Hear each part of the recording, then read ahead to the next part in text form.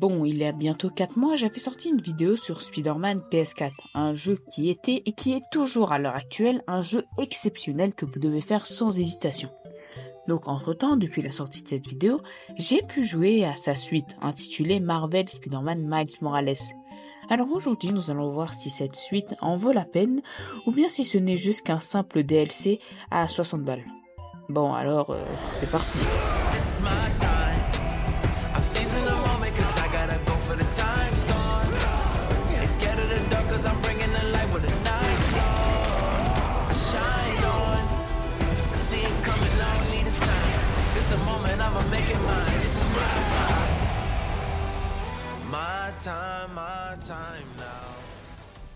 Sorti le 19 novembre 2020 sur PS5, dans Spider-Man Miles Morales, on contrôle bien évidemment Miles Morales, que j'aime surnommer le Spider-Man noir. Si je regarde ses tenues principales, ils sont principalement noirs. Voilà. Et qu'est-ce que vous voulez de plus? Donc, alors, que vaut ce fameux Spider-Man Miles Morales comparé à son prédécesseur? Alors, personnellement, je trouve que Spider-Man sur PS4 est largement mieux. Alors, je ne dis pas que Marvel Spider-Man Miles Morales n'est pas du tout bien. Hein. Putain, mais je crois que n'est pas du tout bien. Je crois que ça ne dit même pas. Putain de con. Oh, putain. Ah bon, Spider-Man Miles Morales n'est pas si mauvais que ça. Hein. Même, je l'ai adoré. Si je ne l'avais pas aimé, je l'aurais jamais platiné. Donc, alors, pourquoi est-ce que je dis que Marvel Spider-Man Miles Morales est moins bien que Spider-Man sur PS4? Alors, laissez-moi vous expliquer avec ce premier point.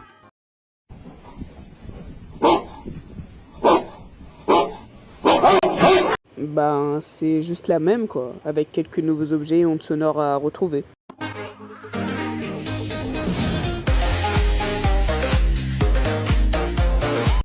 Bon, pour commencer, la façon de se déplacer a changé. Miles est beaucoup plus en mode swag, en mode stylax, en mode comme les Jones.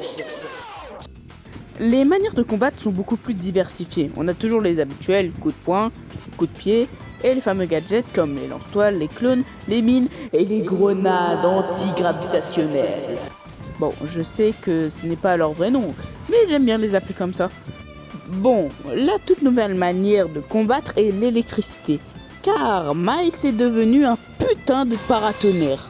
Grâce à ses pouvoirs magiques, il peut donner des coups de poing électriques, des ground pound électriques, des sprints électriques et enfin, une bombe nucléaire électrique.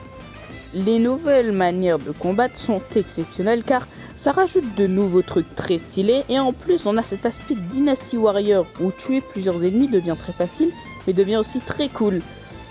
Voilà, en fait, j'ai plus rien à dire.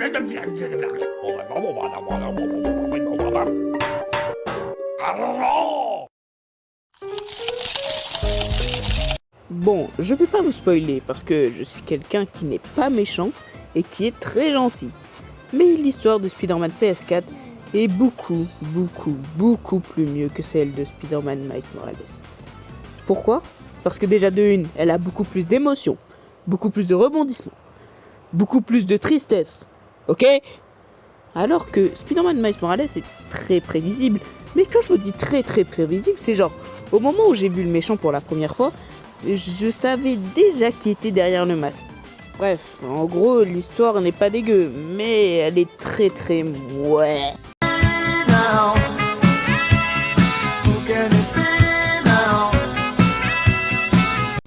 Pour conclure, Spider-Man Miles Morales n'est pas du tout un mauvais jeu, il est très bien. Mais Spider-Man PS4 est largement mieux, sans aucune hésitation. Certes, Spider-Man Miles Morales a des nouveautés qui sont très intéressantes. Par exemple, l'invisibilité, dont je n'ai pas du tout parlé, qui fait devenir les missions d'infiltration très facile. Mais moi j'aime bien quand il y a un peu moins de difficulté. Bon, j'aime pas non plus quand il n'y en a pas, mais vous avez compris.